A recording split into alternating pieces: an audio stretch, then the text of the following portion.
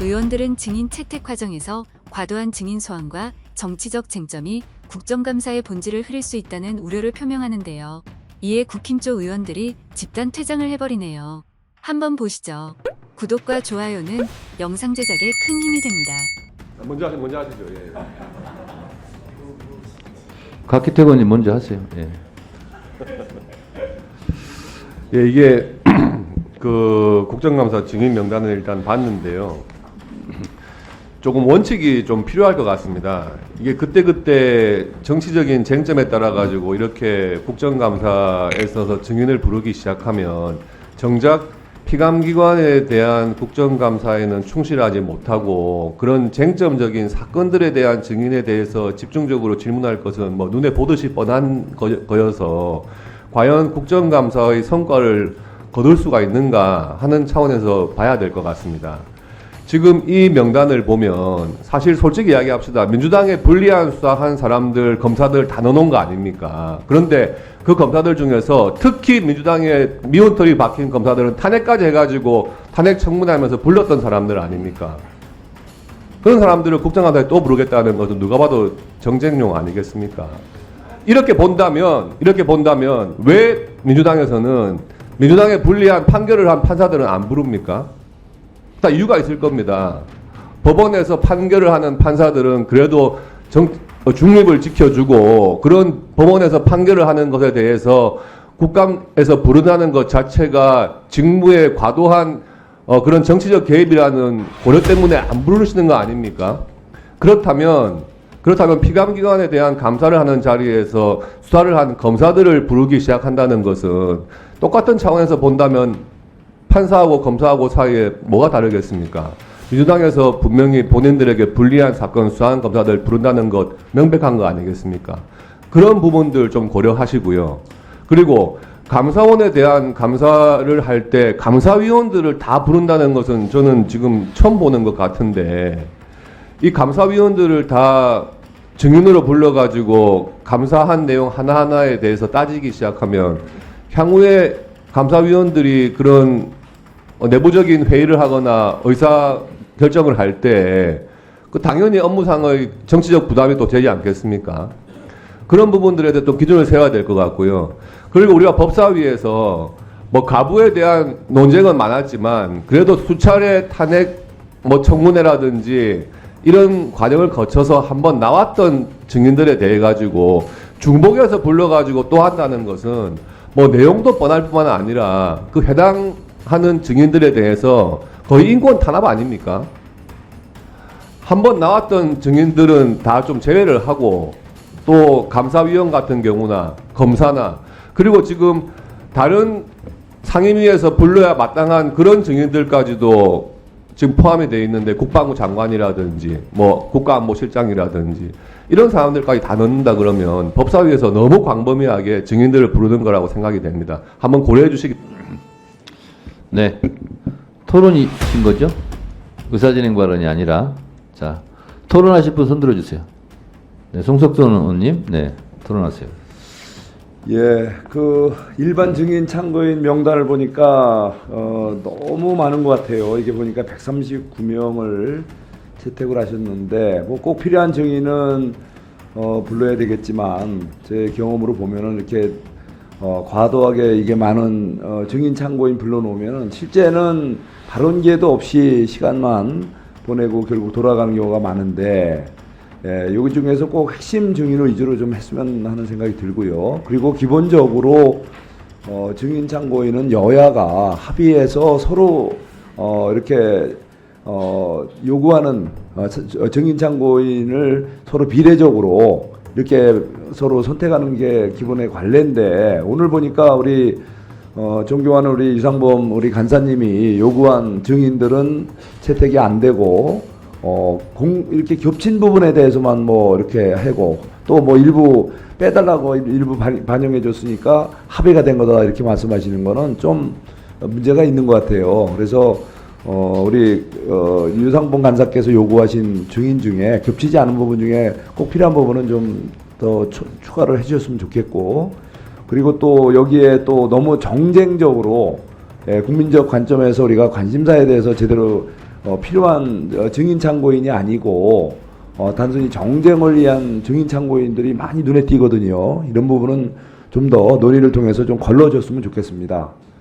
그리고 또 한 가지 군사법원 그 기관 증인에 15분이 채택이 여기 지금 이제 안건에 올라와 있는데 논란이 됐던 해병대 여기 사령관은 여기 안 들어가 있네요. 해병대 사령관도 군사법원 그 기관 증인에 같이 좀 불렀으면 좋겠습니다.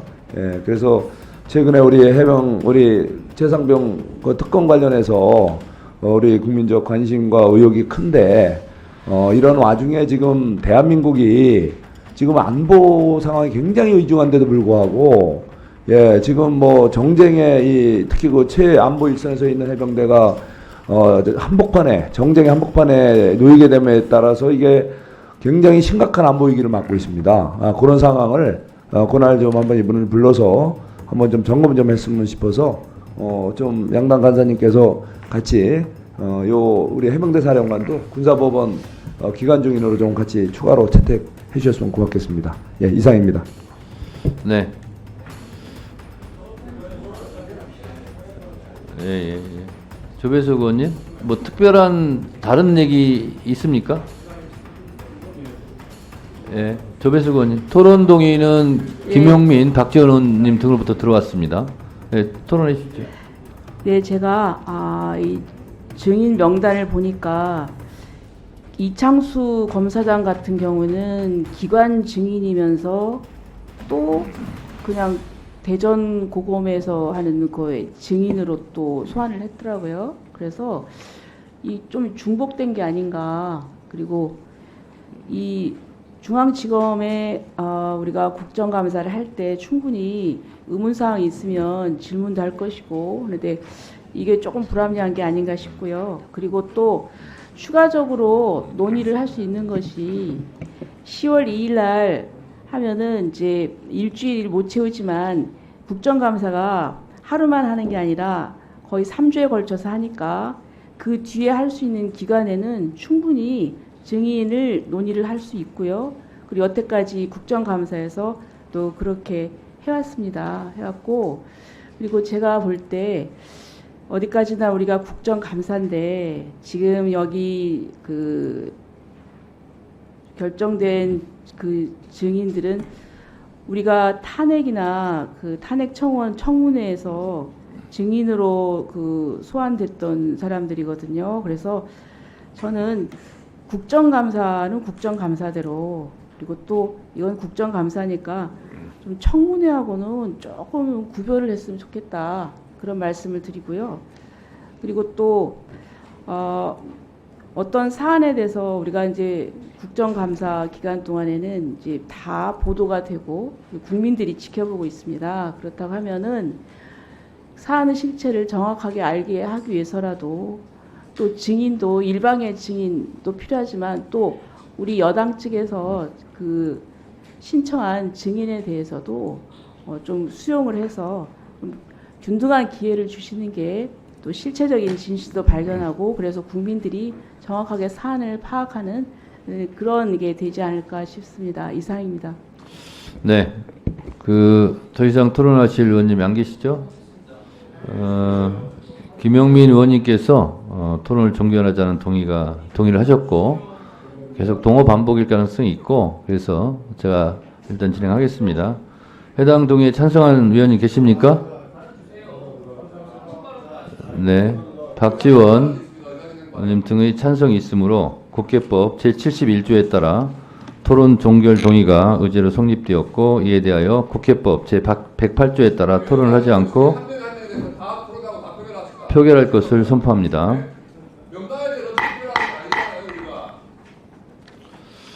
표결에 앞서 회의장에 계신 의원님은 모두 재석위원 수에 포함된다는 점을 말씀드립니다. 그리고 방법은 국회법 제112조 및 제71조 단서에 따라 거수 표결로 진행하겠습니다.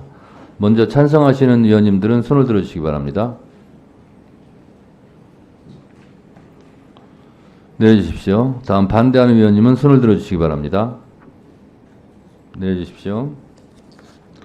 표결 결과를 말씀드리겠습니다. 재석 의원 총 10인 중 찬성 10인으로 가결되었음을 선포합니다.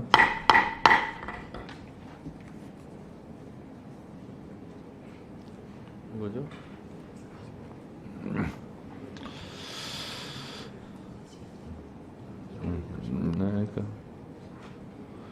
여러 위원님들께서 제기해 주신 의견을 종합적으로 고려하여 배부해드린 명단 중 기관 증인 376명, 일반 증인의 경우 1번부터 84번까지 총 84명, 참고인의 경우 115번부터 130번까지 총 16명에 대하여 출석을 요구하고자 하는데 이의 없으십니까? 네, 이의가 없으므로 가결되었음을 선포합니다.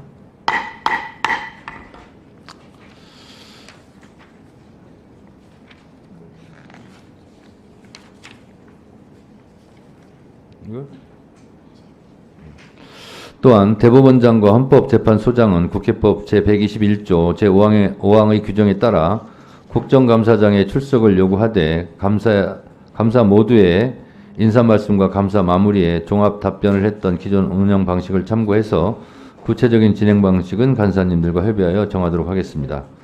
그러면 지금 말씀드린 바와 같이 대법원장과 헌법재판소장 출석 요구의 건을 의결하고자 하는데 이의 없으십니까? 이의가 없으므로 가결되었음을 선포합니다. 자, 여기서부터 잠시만 주목해 주시기 바랍니다. 제가 구독자분들을 위해서 깜짝 선물을 하나 준비했습니다. 제가 항상 여러분들께 뭐라고 말씀드렸나요? 뉴스만 평소에 잘 챙겨보셔도 돈이 된다, 돈을 벌 수 있다고 말씀드렸는데요.